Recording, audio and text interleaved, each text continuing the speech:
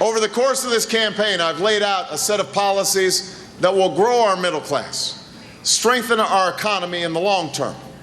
I'll reform our tax code so that 95% of workers and their families get a tax cut. I'll eliminate income taxes for seniors making under $50,000 a year. We'll make the tax code fair, and we'll take a page from Toledo that's become a leader in solar panel technology. We are going to create 5 million new high-wage jobs by investing in the renewable sources of energy that will eliminate the oil we currently import from the Middle East in 10 years. We'll create another 2 million jobs by rebuilding our crumbling roads and schools and bridges, our infrastructure. And if people ask you, how are we going to pay for that? You just tell them, if we can afford to spend $10 billion a month rebuilding Iraq, we can spend some time rebuilding Ohio. That's the long-term strategy for growth. Right now, we face an immediate economic emergency, and that requires urgent action. We need to pass an economic rescue plan for the middle class, and we need to do it not 5 years from now, not next year. We need to do it right now.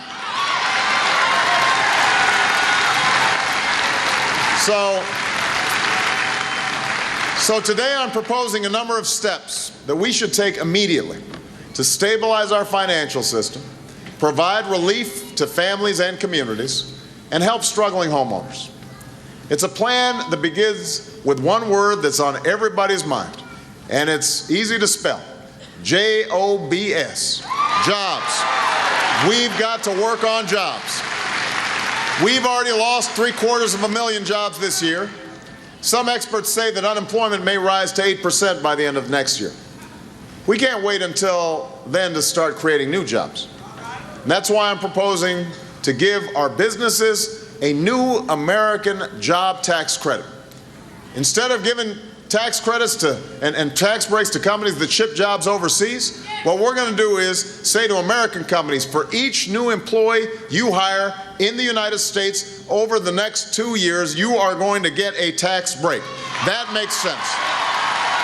Now, to fuel the real engine of job creation in this country, I've also proposed eliminating all capital gains taxes on investments in small businesses and startup companies. They're the ones that create 80% of the new businesses. And I've proposed an additional tax incentive through next year to encourage new small business investment. It is time to protect the jobs we have and to create the jobs of tomorrow by unlocking the drive and the ingenuity and innovation of the American people. And we should fast-track the loan guarantees that we've already passed for our auto industry and provide more as needed so that they can build the energy-efficient cars, not in Japan, not in South Korea, but right here in the United States of America. We'll also save 1 million jobs by creating a jobs and growth fund that can provide money to state and local communities so that they can move forward with projects to rebuild and repair our infrastructure. A lot of these projects and these jobs are at risk right now because of budget shortfalls. But this fund will make sure they continue. So that's point number one. Let's create some jobs right now and put people back to work. Number two, the second part of my rescue plan is to provide some immediate relief to families who are watching their paychecks shrink and their jobs and life savings disappear. Now, I've already proposed a middle-class tax cut for 95% of workers and their families. But today I'm calling on Congress to pass a plan so that the IRS will mail out the first round of those tax cuts as soon as possible. We should get you a rebate in your pockets at a time when the ups and downs of the stock market have rarely been so unpredictable and dramatic. We also need to give families and retirees more flexibility and security when it comes to their retirement savings. I want to give credit where credit is due. I welcome Senator McCain's proposal to waive the rules that currently force our seniors to withdraw from their 401ks even when the market is bad. I think that's a good idea, but I think we need to do even more. Since so many Americans will be struggling to pay the bills over the next year, I propose that we allow every family to withdraw up to 15% from their IRA or 401k, up to a maximum of $10,000 without fine or penalty through 2009, just to help tide folks over. This will help families get through the tough times, get through this crisis without being forced to make painful choices like selling their homes or not sending their children to college. Third part of my rescue plan is to provide relief for homeowners who are watching their home values decline while their property taxes go up. You know, earlier this year, I pushed for legislation that would help homeowners stay in their homes by working to modify their mortgages. When Secretary Paulson proposed his original financial rescue plan, it included nothing for homeowners. At a time when Senator McCain was silent on the issue, I insisted that it include protections for homeowners. So now the Treasury has to use the authority it's already been granted and move aggressively to help people avoid foreclosure and stay in their homes. We don't need a new law, and we certainly don't need a new $300 billion giveaway to banks like Senator McCain has proposed. We just need to act quickly and decisively. Get people in line to start modifying those mortgages. I've already proposed a mortgage tax credit for struggling homeowners worth 10% of the interest you pay on your mortgage, and we should move quickly to pass it. And we should change the unfair bankruptcy laws that allow judges to write down your mortgage if you own 6 or 7 homes, but not if you only have 1. That makes no sense. And for all those cities and small towns that are facing a choice between cutting services like health care and education or raising property taxes, we'll provide the funding to prevent those tax hikes from happening. We cannot allow homeowners and small towns to suffer because of the mess made by Wall Street and by Washington. And for those Americans in danger of losing their homes, today I'm also proposing a 3-month moratorium on foreclosures. If you're a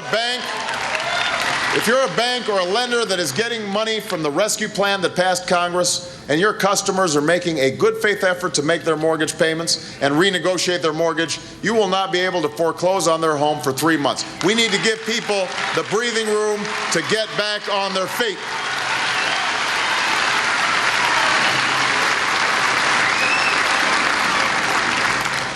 Finally, this crisis has taught us that we can't have a sound economy with a dysfunctional financial system. The Treasury Department has to move faster with their plan to put more money into struggling banks so they have enough to lend. And they should do it in a way that protects taxpayers instead of enriching CEOs. Now, there was a report yesterday that some financial institutions participating in this rescue plan are still trying to avoid restraints on CEO pay. Just like those AIG folks who got help from the federal government and then go on a $400,000 junket. That's not just wrong, it's an outrage to every American whose tax dollars have been put at risk. And it won't happen when I'm President of the United States of America.